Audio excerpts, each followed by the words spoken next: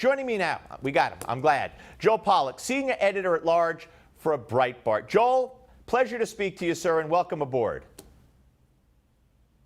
How you doing? I'm doing well, and I thank you for coming on. I've spent most of yesterday in two shows, defending the heck out of Steve Bannon. I am sickened by what I'm seeing, sickened by what I'm hearing and reading, and of course it's become accepted fact by everyone on the left, which includes the mainstream media, that Bannon is a bad guy, he's an anti-Semite, he's a white nationalist, etc., with no evidence. And Joel, as you well know, you could be next, I could be next, any of us could be next if we let this fly. Well, this is the playbook for the left. I mean, it's not a question of whether we'll be next, it's a question of when. This is how they deal with all opponents. This is how they respond to successful conservatives or successful opposition, even from Democrats. I mean, look at what they did to Bernie Sanders and the Bernie National Convention. You know, it was fun covering that convention because for the first time I had left-wing sources leaking all kinds of stuff to Breitbart because they could see just how awful the party was behaving. In parts of the convention hall at the Wells Fargo Arena, it turned out the lights so that you wouldn't be able to see Bernie Sanders delegates protesting or holding signs. So the next day, the Bernie Sanders delegates showed up in glow-in-the-dark T-shirts so that you couldn't avoid them. But the point is, this is what they do to you when you pose a political threat, and in this case, it's particularly ugly.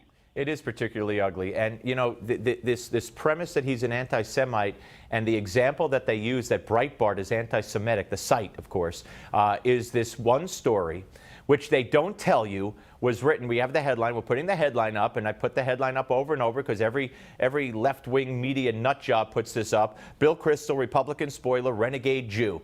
Joy Behar said yesterday, why'd they have to say the Jew in the headline? Well, first of all, the whole story is about that. But secondly, I had on David Horowitz yesterday. David Horowitz, Jew, wrote the piece. There's no more conservative defender of Judaism than David Horowitz. And he wrote the headline. And he didn't write it for Breitbart, did he?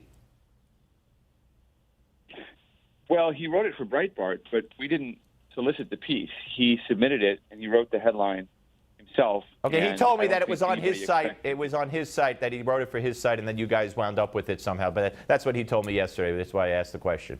But anyway, okay. No, I'm just going on what he told Dennis Prager. I think what happened is he sent it to us once it was on his site, in the same way that you find a lot of syndicated columnists have their columns come out on their site, and then it gets sent around to other people. But, you know, regardless, it doesn't really matter. It's not an anti-Semitic article. If anything, it goes very far in the other direction, saying that Bill Kristol was not being Jewish enough. So it's basically false and libelous, and I think Horowitz is as surprised as anybody to find his article being used as proof of anti-Semitism. I got to tell you, Joel, you're Jewish. Are you Orthodox? I am. You know, my mother used to say we're exceptionally Orthodox. We follow all the exceptions. but yes. But my point is, so yeah. I'm talking to the man who's in charge of Breitbart. He's an Orthodox Jew. Let's put the anti-Semitism aside. One of them. I'm not the head honcho. I'm an editor. I'm a senior editor. Right. I'm not the editor-in-chief. That would be Alex Marlow, who's also, by the way, got some Jewish background. So, you know, you're talking about a whole staff and management of Jewish people at the outset at Breitbart, and a very diverse staff of editors and writers as well. But I've look, you guys post stories. I've been blessed. You guys have posted stories and interviews that I've done. I never in my life, I knew Andrew Breitbart. I used to have him on all the time. Never in my life did I ever associate Breitbart, the site, or Andrew, of course, with white nationalism, racist, misogynistic, and anti-Semite. I just don't get it. Right. Well, there's nothing there. I mean, there's nothing to get. And if you know Steve and you read the site, you know that none of that is true.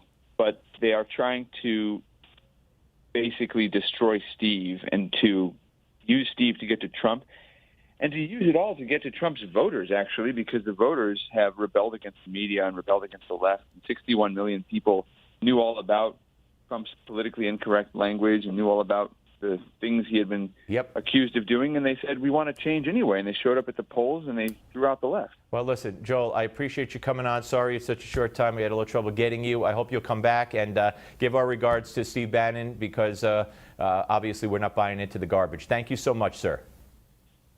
Thank you. All right, folks, we're coming back with the panel. Don't go away.